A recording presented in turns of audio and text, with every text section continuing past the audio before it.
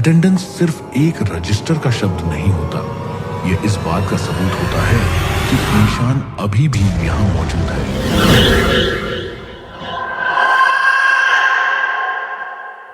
School की हर सुबह बिल्कुल सामान्य होती थी। घंटी बजती थी, बच्चे क्लास में बैठ जाते थे और टीचर रजिस्टर खोलकर नाम पुकारना शुरू करती थी। सब कुछ तब तक ठीक लगता था जब तक एक दिन टीचर ने रूटीन में ही नाम लिया, ईशान वर्मा। पूरी क्लास एकदम शांत हो गई। किसी ने पीछे मुड़कर देखा तो किसी ने डर के मारे सिर नीचे कर लिया, क्योंकि ईशान को मरे हुए 3 साल हो चुके थे। ईशान कोई खास छात्र नहीं था, न टॉपर न बदमाश, बस एक शांत सा लड़का जो हमेशा आखिरी बेंच पर बैठता था और रोज वक्त पर स्कूल आता था। चाहे बुखार हो या बारिश, उसकी मां उसे अक्सर मना करती थी, पर वह हमेशा यही कहता था, अगर अटेंडेंस छूट गई तो प्रॉब्लम हो जाएगी। वह दिन भी एक सामान्य दिन जैसा ही था, जब कुछ लड़कों ने मजाक मजाक में ईशान को स्टाफ रूम के पीछे वाले स्टोर रूम में बंद कर दिया। स्कूल की छुट्टी की घंटी बजी, सब अपनी क्लास से घर चले गए और ईशान का नाम किसी को याद नहीं रहा। शाम तक स्कूल बंद हो चुका था। अगले दिन जब वह दरवाजा खोला गया तो ईशान जमीन पर पड़ा हुआ था। उसकी आंखें खुली हुई थी, जैसे अभी भी किसी के आने का इंतजार कर रहा हो। उसके बाद स्कूल में यह बात बस एक खामोश डर बनकर रह गई। टीचर्स ने कहा कि उसका नाम कभी मत लेना, पर कुछ चीजें रोकने से नहीं रुकती। हर सुबह जब रजिस्टर खुलता, ईशान के नाम के आगे प्रेजेंट मैम। टीचर कहते थे कि उन्होंने टिक नहीं लगाया, पर रजिस्टर झूठ नहीं बोलता था। धीरे धीरे बच्चों ने गौर किया कि जिस दिन ईशान प्रेजेंट होता, उस दिन कोई और छात्र स्कूल से वापस नहीं जाता था।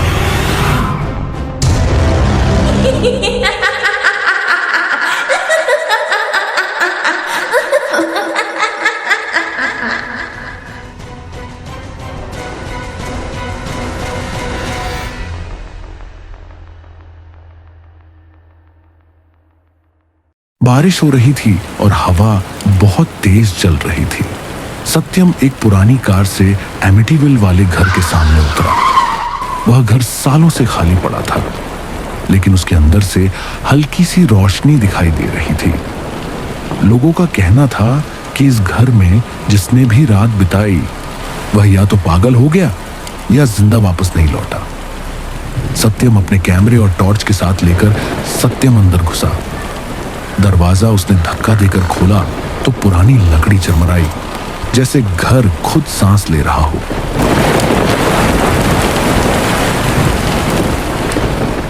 दीवारों पर पुराने परिवार की तस्वीरें लटकी थी, जिनकी आंखें ऐसे लग रही थी जैसे उसे ही देख रही हो।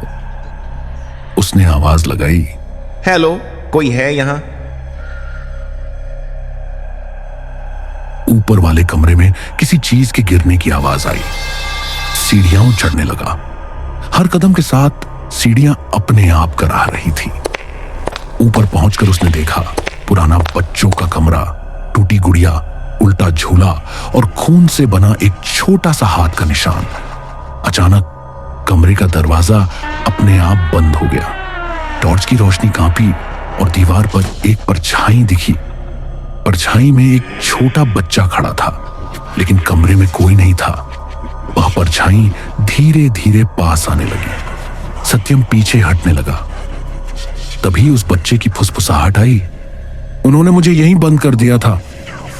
सत्यम ने कांपते हुए पूछा, लेकिन क्यों और किसने तुम्हें बंद किया? उस डरावनी आवाज ने कहा, इस घर ने हमें यहाँ बंद किया है, क्योंकि यह एक आम घर नहीं, यह घर जिंदा है। मंजिल की लाइट ब्लिंक करती हुई बुझ गई। पूरा घर अंधेरे में डूब गया। टॉर्च की रोशनी वापस आई तो सामने वह बच्चा नहीं था। उसकी जगह दीवार पर लिखी पंक्ति थी, डोंट लीव। नीचे से कदमों की तेज आवाज आने लगी, जैसे दर्जनों लोग भागते हुए ऊपर आ रहे हों, पर सीढ़ियों पर कोई दिखाई नहीं दे रहा था।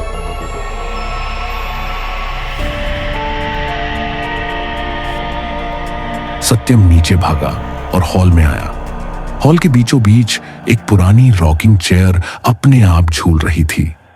कुर्सी पर बैठी परछाई धीरे धीरे हिल रही थी। उसका चेहरा नहीं दिख रहा था, पर मुस्कान साफ दिखाई दे रही थी। बाकी आवाज आई,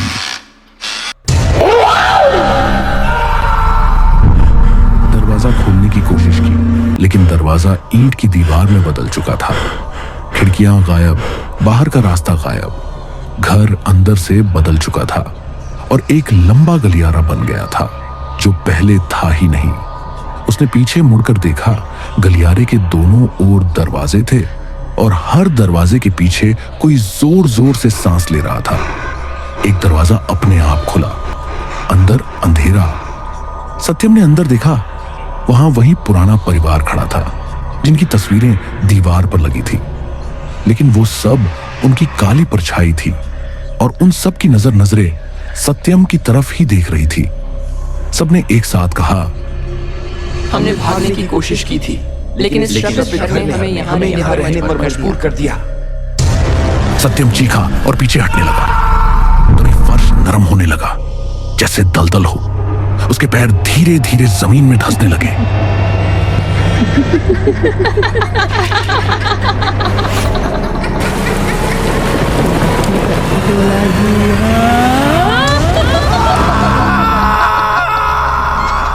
अगली सुबह और घर फिर से शांत था। बाहर की दुनिया के लिए सब सामान्य लग रहा था। बस प्रवेश दरवाजे के पास दीवार पर एक नया नाम खुदा था, सत्यम, और उसके नीचे छोटा सा खून का निशान। घर अब अगले मेहमान का इंतजार कर रहा था। तो दोस्तों, आपको ये डरावनी कहानी कैसी लगी कमेंट करके जरूर बताइए।